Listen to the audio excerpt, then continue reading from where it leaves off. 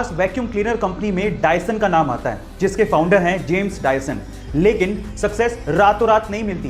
मैं आपकी जानकारी के लिए आपको बता दूं कि डायसन को सिर्फ वैक्यूम क्लीनर का प्रोटोटाइप बनाने में 15 साल का समय लगा और वो कम से कम 5126 बार फेल हुए।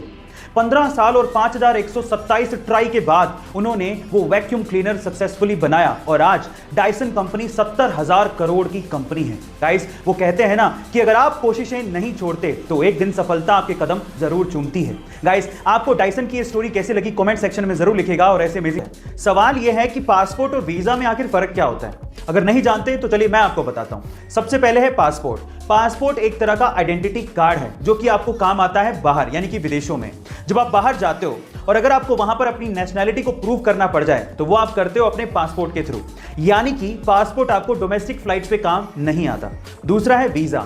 वीजा एक तरह का रिटन डॉक्यूमेंट है जो कि आपको वो देश प्रोवाइड करता है जहां पर आप घूमने जा रहे हो। उस वीजा पे ये साफ साफ लिखा होता है कि उस देश में आप कितने समय तक रुक सकते हो।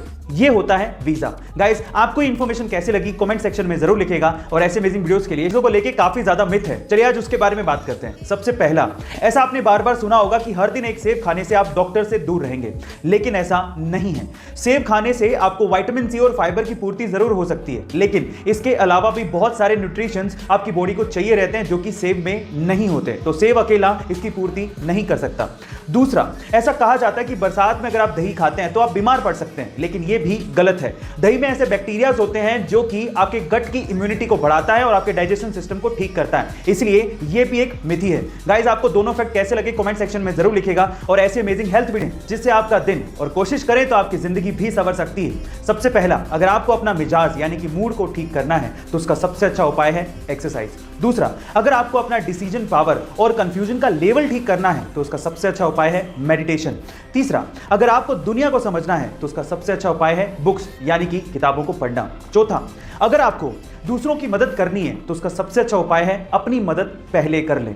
और पांचवा, अगर आपको तेजी से सीखना है तो उसका सबसे अच्छा उपाय है कि आप मजे से सीखें। गाइस, आपको ये पांचों सुझाव कैसे लगे कमेंट सेक्शन में जरूर लिखिएगा। और ऐसे अमेजिंग वीडियोस के लिए शेयर, सब्सक्राइब एंड लाइक। मिलता है अगली वीडियो।